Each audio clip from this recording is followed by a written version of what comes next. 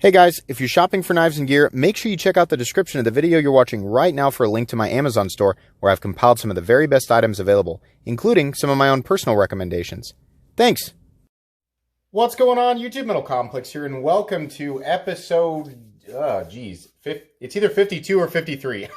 The title will show the correct episode number of The Knife Guy. If you are new to my channel or you just came out of some weird corner of the internet, and you have no idea where you are, I am a knife guy, knife enthusiast, knife collector, knife user, knife enjoyer of many types. We are all knife guys and gals in this weird, crazy knife world, and we all go down our different paths, our own unique paths, of course, but oftentimes these paths intersect, and there are experiences that we share commonly as a knife community. And what I try to do with this series is talk about those things and just sort of discuss them in detail every Sunday. I like to lay out a whole bunch of knives that are either mine or some of my generous viewers, and I like to just sort of pick them up and flip them and give you guys something to sit back and watch or listen to on a Sunday morning, which is when I usually do, sometimes Sunday afternoon.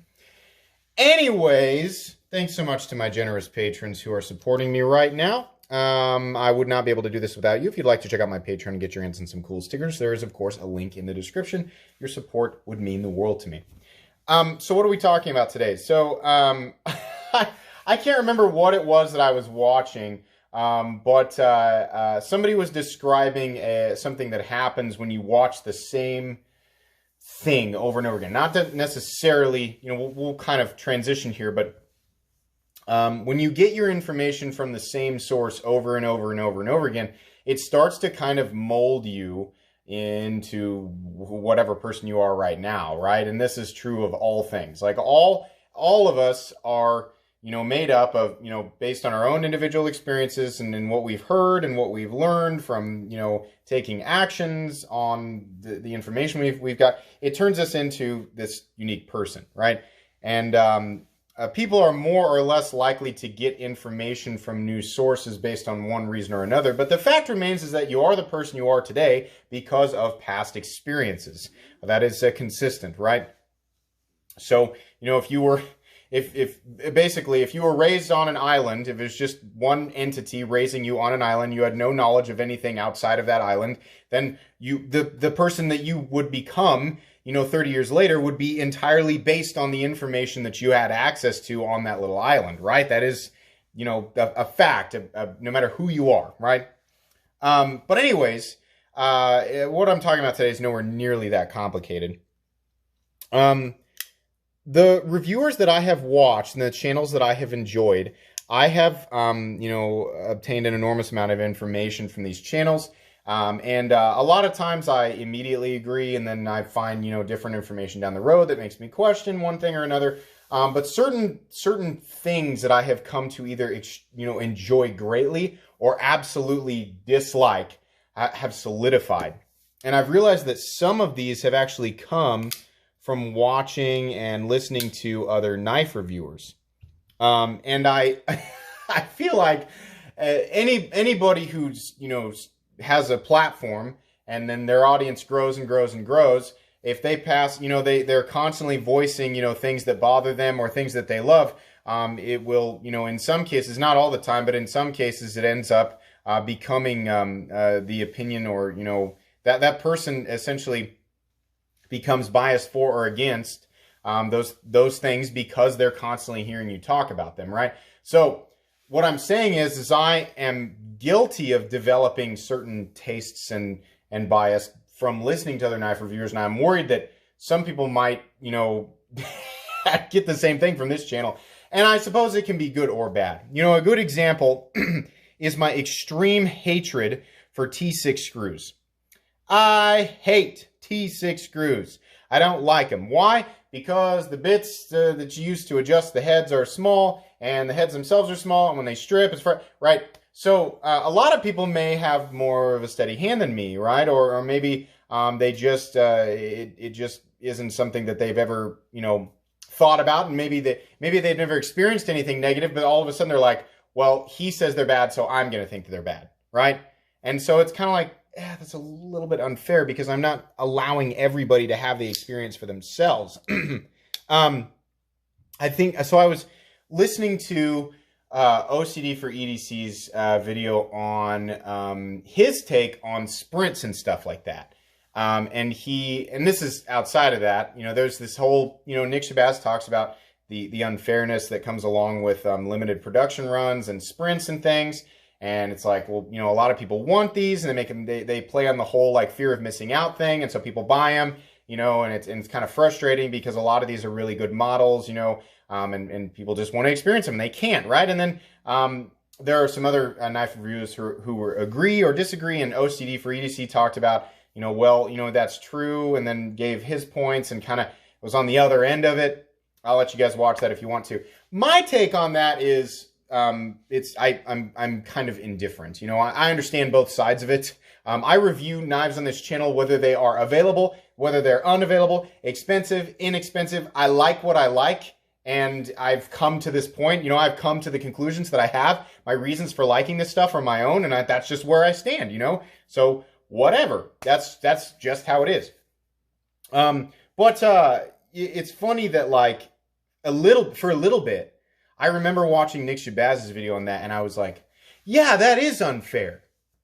And then later thinking, well wait, so can I not, do I not enjoy these now? Or is it me not enjoying them? Or is it what Nick Shabazz said and me thinking that I can't or shouldn't enjoy them?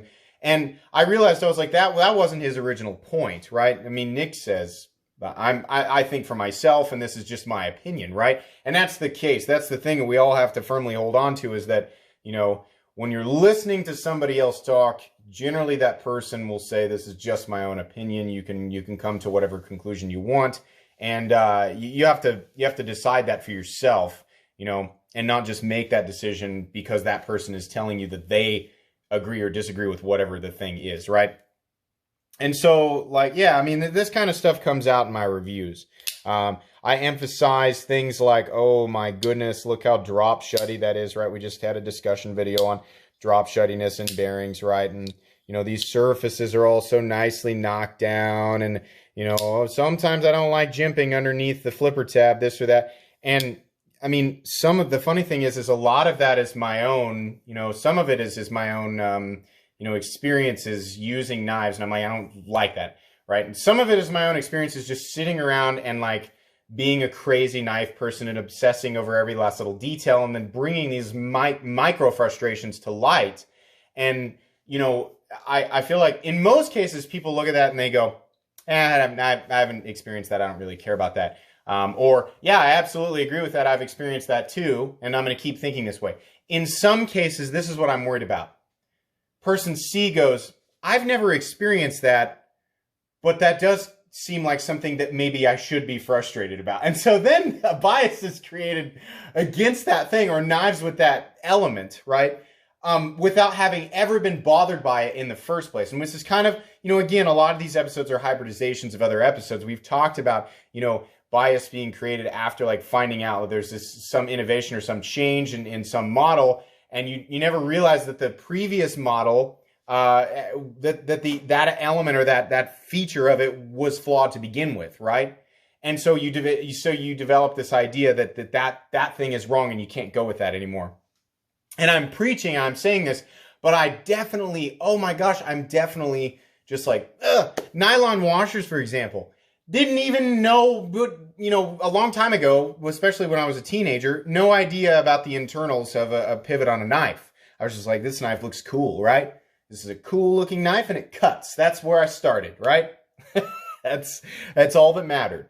And then I found out a whole bunch of stuff, but eventually you get to the pivot stuff and I'm like, wait, so some knives have nylon on the inside and some have phosphor-bronze washers, and people don't like nylon? Why? Oh, because it's like kind of frail. Oh, I see. Because nylon it seems like kind of frail, right? So there's this emphasis on durability or potential durability, right? Or longevity of your folding knife, and phosphor bronze better emphasizes that. Okay, so I better steer clear of nylon washers, right?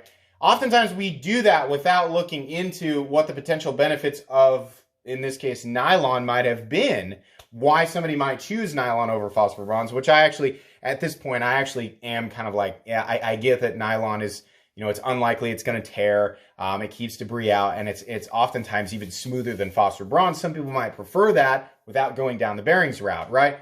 I'm kind of like, I understand it now, and I still definitely prefer phosphor bronze, right, if I can get it. But for a while there, I was just like, I don't like these because I've heard that they are not good, right? And I don't know what other information I might need to change that opinion one way or another. And so it's really hard. Like, now I've become aware of this, and I'm like, what all have I said during reviews that might cheat people out of, experiencing some of these things for themselves? Because I don't want to do that. I would prefer that everybody experiences as much as they are, capable of experiencing, in general, and making their own decisions. And I understand the idea with a knife review channel is you come to get information and to help you make an informed decision before you blow a bunch of money. So it's weird because it's kind of a balancing act. And 99% of what goes into a review is the organic me, just like, here are my thoughts on this stuff. This is how I feel, and like, I can't help but keep certain bias out of it. For whatever reason, I didn't fully think about exactly how this is translating to every last little different person in the knife community until I realized exactly how many of my own biases were based on the opinions of other knife reviewers. Oh man, it is definitely kind of, it's an effect. It spreads, and so now, periodically, and you guys might have noticed it in some reviews, I try to be really careful about saying things like, hey, I don't like T6, but it's never a deal breaker, right? T6 isn't a deal breaker. It's just me like, I don't like T6 because I've had to take apart a bunch of Benchmade Griptilians and I've screwed up the T6 screws, and it was really basically, it's really frustrating to order a bunch of custom parts for a Benchmade Griptilian and be so excited about everything coming in. And some of this, I ordered Igor Dead scales multiple times, and you wait forever for them to come in, and you get them there, and you start taking something apart, and this screw on a Griptilian strip. Now, fortunately, on the Ritter Hogue, I think these are T8, but on the Griptilian they're T6, and you strip out that one that's holding in the cartridge liner, and then it just becomes an absolute nightmare, and you just want it to go together. You just want it to work, and it's so frustrating, right? So then I'm just like, I have this really, like, passionately burning hatred for T6 because of all of my negative memories, right? And truthfully, it's just based on that. And like all of the other knives that I've, I just recently took apart the Tape Designs Hornet. Actually, that didn't have T6. What had T6? Something else had T6 on it that I had to take apart. I think it was the Rat. Yeah, after I used it on the roof, I had to take it apart and clean it. And it's no problem. Came out completely easy. And part of it was because maybe the screws didn't have a bunch of Loctite on them. And maybe my hand was a little more steady. Maybe it's the WIA, the handy dandy WIA magnetic driver and WIA bit selector, 2 items that are really expensive. You can find in the description. Anyways, I saw a funny opportunity for a plug. I'm just kidding. Yeah, maybe it was the better quality tools, right? There's a whole bunch of stuff. But now, after having those negative experiences, now I know like how to approach T6, exactly how much torque that I need to put on a T6, and if it continues to resist, I'll know, I've learned from this mistake. Don't keep going because you're going to strip that, right? So then I back off of it and approach it differently, right? So you can use the soldering iron trick, you can use the hairdryer trick sometimes if it's red Loctite, and most of the time in this new knife world, we don't see red Loctite on that stuff anymore. So for the most part, I mean, truthfully, my experience with T6 since that time has been, whatever. I still just prefer T8 because I know for a fact it's going to be easier to get those heads out of there. But again, in every single knife review, I'm saying, it sucks that it's T6. It's like I always say, it's frustrating, but it's not a deal breaker. So slowly, I'm planting the seed, probably in new people's minds, that T6 is considered universally bad and that you should avoid anything with T6, right? How extreme, people take, like some people, I'm sure there are people out there who listen to that and go, I'm not buying anything with T6, because he says it's bad. Or I've heard him and a few other people say they don't like it, right?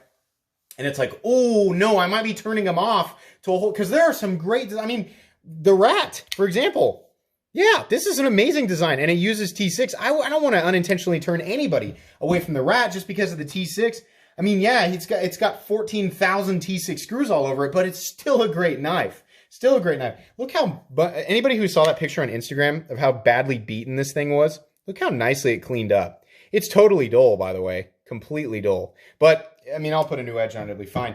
But yeah, I don't want to turn anybody off from that because that's a great knife, right? So I'm approaching this stuff so casually in the reviews. I'm covering, well, you know, that the Pocket Clip's got this thing on it. It's got that weird bill, right? I don't like the bill because it's going to catch on something and it's going to be. So then people are like, oh my gosh, I don't want to come, you know, anywhere. And I'm not talking about like veterans to the knife because again, most of you guys who are watching are like, I wave off Complex's little, I mean, he's got his own quirks just like anybody else, right? And if I, you know, I don't mind that stuff, so I just wave it off. And I listen to the parts of the review that I care about. That's what I want everybody to do.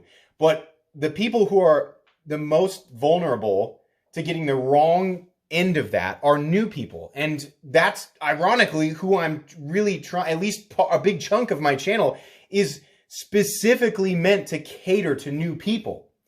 And I'm also like, here's some information that'll be beneficial to you, and here's some poisonous and toxic bias that could be like totally misinterpreted and send you down a path that's like not really your own. You're not really making your own decision. So I got to be really careful about that, you know, and I also have to recognize when I'm getting this information, some of it's not, like I said, some of it's not mine. Some of it's like me having listened to these other like great knife reviewers who have their own quirks and they have their own things that they don't like, right?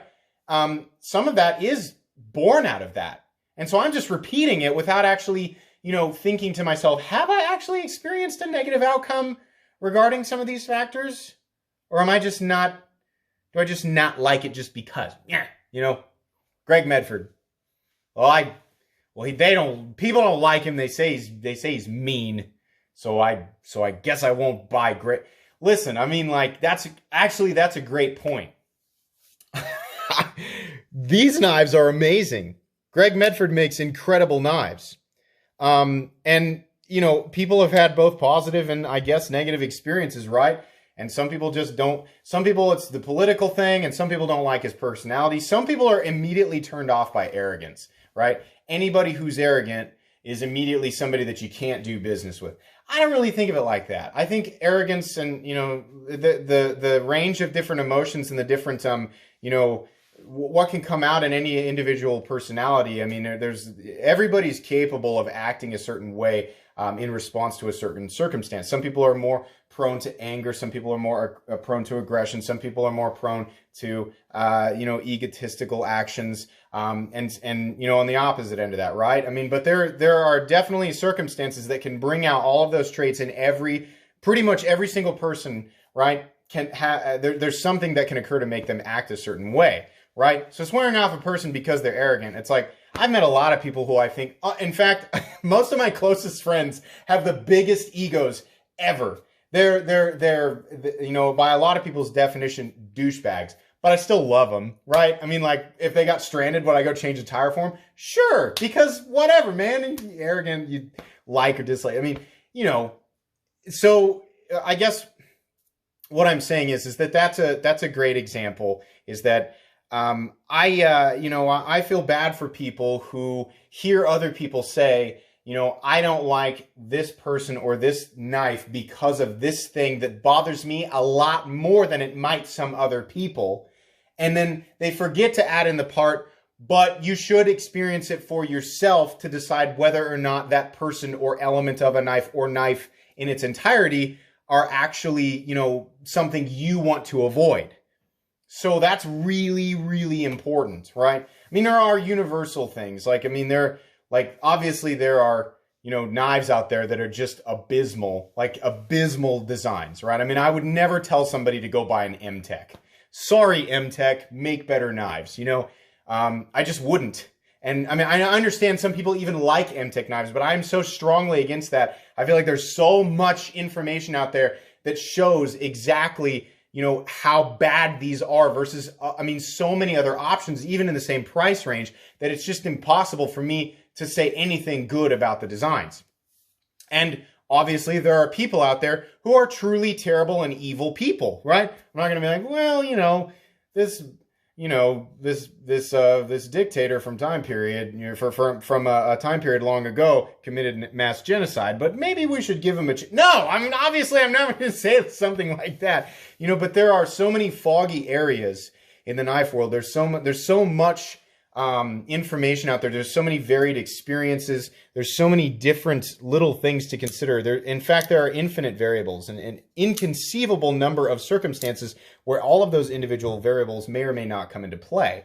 And then let's calculate on top of that the fact that every single person on this planet is unique and thinks for them. Well, I mean, you know, despite what this is about, for the most part, thinks for themselves and has their own unique path, right? Somehow managed to tie that together. So yeah, it's crazy. I also will admit that it's probably completely impossible to try to control the outcome of the information that's presented here. But I mean, in you know, no matter what, as this channel grows, it becomes increasingly more important that I'm really careful about the words that I choose, right? I don't want to be completely and totally dismissive of certain elements, because there are very few things that I am completely and totally dismissive of, and that have an absolutely negative opinion of, to the point where I will openly say avoid this, right? But some of the information in my reviews is actually presented that way, and I don't want to do that. I want to be careful about that, because it's you know, butterfly effect. It's the wrong information or enough people believing something for the wrong reason can actually turn the tide in a way that is negative for everybody. I think that apply that how you will, but we live in a world where that is absolutely the case. People come into a community with not a lot of information, wanting to learn, and then because a certain idea it has circulated in a way, you know, that people believe it absolutely, when in fact the original idea probably was not meant to be taken as absolute fact, right? And then it spreads, and now it's just part of the culture. Whoops. Welcome to a world history. Anyways, holy cow, are we still talking about knives? 22 minutes in. Hopefully I can try and mitigate this a little bit, and hopefully you guys were able to make sense of this episode of The Knife Guy. That's going to be pretty much it today, guys. If you enjoyed this video, please leave a like. If you'd like to check out my other content, I do, of course, have lots of videos of knives that are either expensive or inexpensive that I do or don't like, so check those out. And if you enjoy all my content, go ahead and click on that Metal Complex logo right there and subscribe, because there's definitely more coming. Thanks again for watching, everybody, and have a great day.